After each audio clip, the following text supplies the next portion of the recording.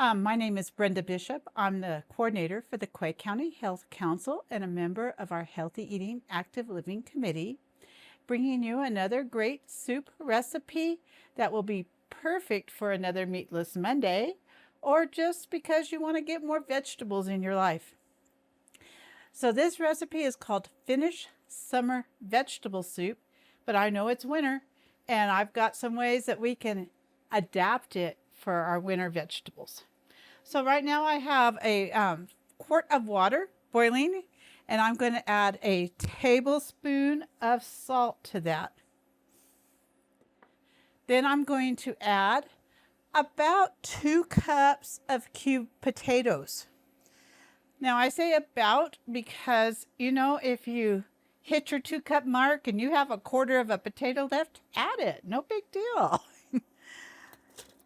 And you'll notice I have this in a colander because I like to do meal prep. And when you do meal prep, you need to put your potatoes in water. So these were all prepped ahead of time. So if you're a busy mom with a lot of things going on after work, you can cut all these up over the weekend or whatever and have those sitting in water. I've got about a half a cup of celery. It was 2 stalks. And about 3-4 carrots, depending how big you are, but 2 cups of sliced carrots. All those, were done way ahead of time. So this meal can actually be fixed pretty quickly on a weekday night. So I'm just going to stir that a little bit and let that come back up to a boil. Help it along. I'm going to put my lid back on, and that lid will help hold that heat in. And let me tell you where I found this recipe. So way back, years and years ago, when I was a young 4-H'er, I took a project called International Foods. And our 4-H leaders said, here's a few countries, do some research, find some recipes, and make us a recipe. And we each had to do a little presentation about our country and our recipe. And so I drew out of the hat Finland. I knew nothing about Finland, so I went to the library, got some books, got some cookbooks, and did some research, because that's what we did way back then, before computers and all that. And found this recipe. And it became a family favorite at our house that we had pretty often.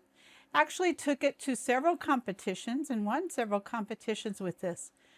So I hadn't really thought about it in a long, long time. And I got to thinking I'd read an article about how we need to be eating more varieties. I was eating plenty of servings of vegetables, but not enough variety of vegetables to keep our gut health good. So this is a perfect way to do that. So I dug this recipe out because you'll see it has already 3 vegetables in there. And we're going to add 4 more. So that's a lot. And then we're going to add an herb too. So anyway, we've got quite a bit going on here. So once this comes to a boil, we just need it to cook for 10 minutes. And then we'll add the next thing. So while you're doing that, you can prep a salad, or maybe you want to heat up some bread, get that ready. Some garlic toast or something would go really good with this. So welcome back. It's been about 10 minutes, so I'm going to take the lid off of this. And oh my, it already smells great. It's amazing what just a few vegetables simmering will smell like. And we're going to add 2 cups of cauliflower flowerets, and I just sort of chunked them up, but I wanted them small enough that when we get them cooked, that we can pick them up with that spoon. So think about that. We're going to add about 1.5 cups of peas. Now, of course, this recipe called for fresh peas, but I am using frozen peas. So we're just going to add that in. And then we're going to add, it calls for 1 cup of fresh green beans, sliced. And what I have here is about a cup of frozen green beans sliced. So frozen vegetables are a great thing to buy at your store because they have really good flavor, and they will last better than fresh in your refrigerator or freezer, but also they have more nutrients than like the fresh vegetables you would buy at the store. If you buy fresh vegetables from like a farmer's market where things ripen on the vine, that's a little different, or if you have your own. And then we're going to add about 2 cups of chopped spinach or baby spinach. So if you get the whatever's on sale, the big spinach, you can just run a knife through it so it's not real big. Because once again, we don't want a huge piece of spinach. So I just use this baby spinach because that's what I had at home. You could also use frozen spinach if you wanted to do that as well. And so it will cook way down, the spinach will. And that's the next step. And then we're going to put the lid back on, and we're going to let that cook for 5 to 10 minutes. Just till those vegetables start getting a little cooked. Because remember, part of those vegetables were actually frozen, so they're not going to take very long to get cooked. So we want this spinach to get all shrunk, swiveled up and down in there, and then we'll add the next stuff. Welcome back. It's been about 10 minutes, and I'll take the lid off. I have stirred it a couple of times while we were waiting for that to cook, just so that I made sure the cauliflower got down into the liquid, because that batch would have taken the longest to cook. And see how pretty it looks?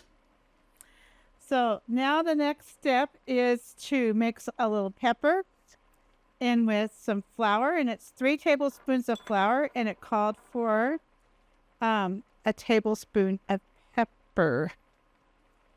And then I'm going to put this in.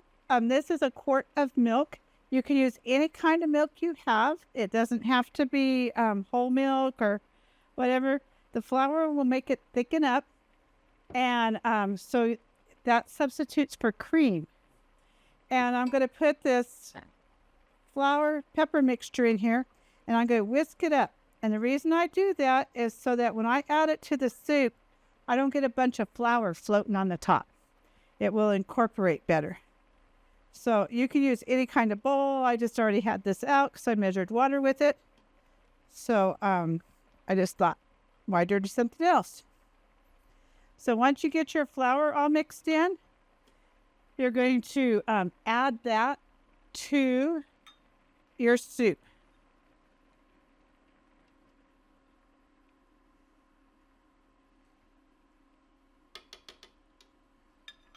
And then you're going to add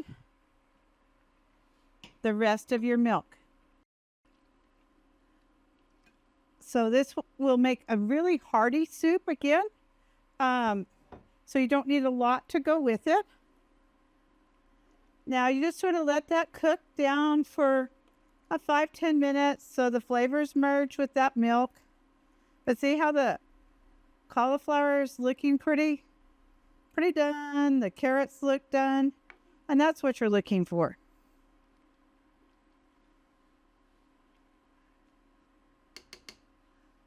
So when I made this for competition, I actually would make breadsticks to go with it.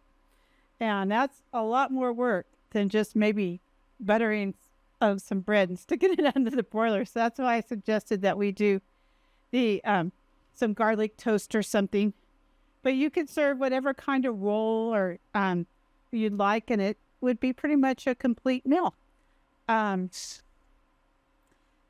So while that's cooking, we can actually take a minute or two and clean up our workspace, and you can even start your dishes washing.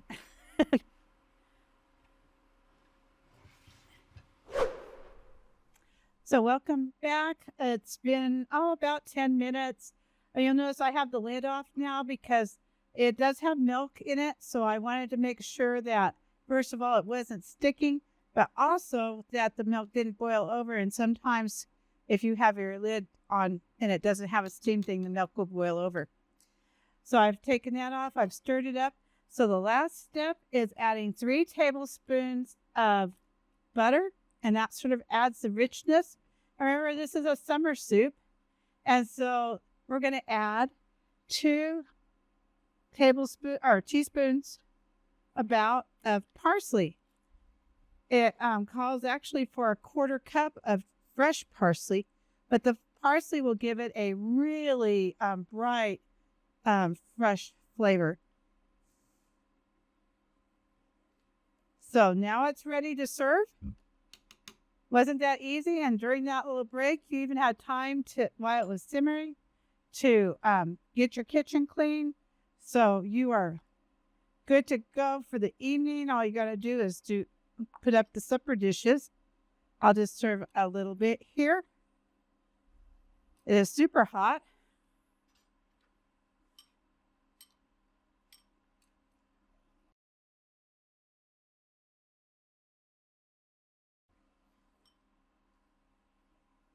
And I'm just going to take a little bite here. Maybe one that's not too hot. Delicious. I'm going to eat a whole pot of this. So this is really a perfect family dish. It says it makes 6 to 8 servings, but when we would serve it at my house, people always went back for seconds. So this is about 1 meal. But maybe you'd have a little leftovers for lunch the next day. I hope you enjoyed this recipe and come back for some of our others.